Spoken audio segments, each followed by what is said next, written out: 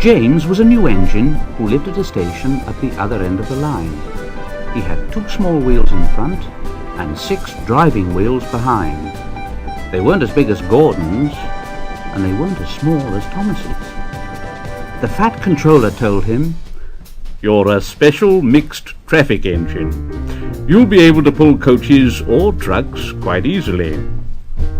But trucks are not easy things to manage, and on his first day they'd pushed James down a hill into a field. He'd been ill after the accident, but now he had new brakes and a shining coat of red paint. The fat controller was quite kind to James. "The red paint will cheer you up after your accident. You can pull coaches today, and Edward can help you." So James and Edward went together to find the coaches. Edward knew all about coaches and trucks. "Be careful with the coaches, James. They don't like being bumped. Trucks are silly and noisy. They need to be bumped and taught to behave, but coaches get cross and will pay you out."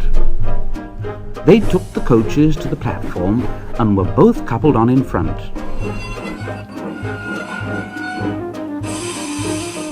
The fat controller, the station master, and some little boys all came to admire James's shining rods and red paint. James was so pleased. "I'm a really splendid engine. I'm so excited. I feel like going..." James let off steam. The fat controller, the station master, and the guard all jumped, and a shower of water fell on the fat controller's nice new top hat. Then the whistle blew, and James thought they'd better go. So they went. "Go on, Edward." Edward didn't like starting quickly. Neither did the coaches. "Don't go so fast, don't go so fast, don't go so fast, don't go so fast." But James didn't listen.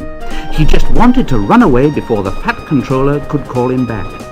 He didn't even want to stop at the first station. And Edward had to say, James, stop at once." Even so, 2 coaches in front were beyond the platform before they stopped, and they had to go back to let the passengers out. Lots of people came to look at James, but as no one seemed to know about the fat controller's top hat, James felt happier.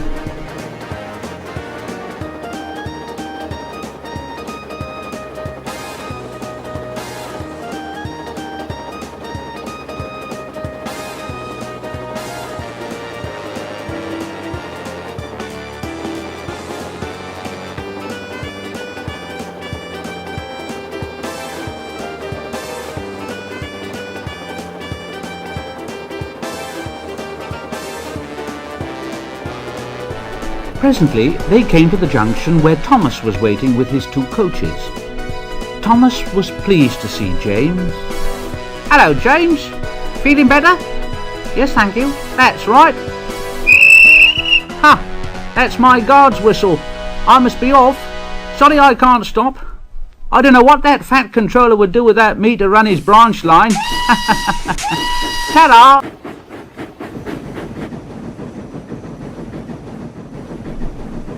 And off he puffed with his 2 coaches into a tunnel. Edward and James pulled away from the junction. They passed the field where James had had his accident. The fence was mended, and the cows back again.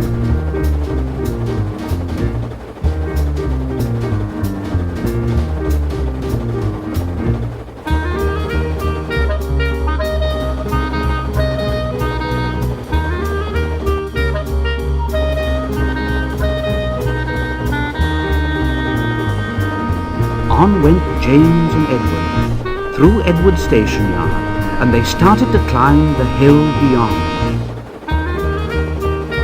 And the 2 engines puffed together as they pulled the train up the long hill.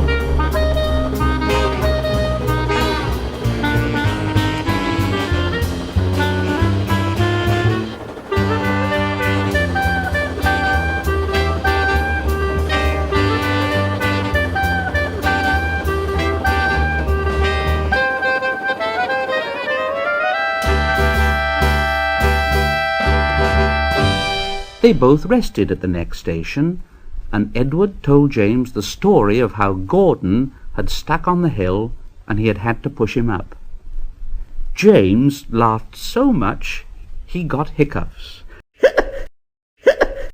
He made so much noise he frightened an old lady in a black bonnet, and she dropped all her parcels. 3 porters, the station master, and the guard had to run after her, picking them up.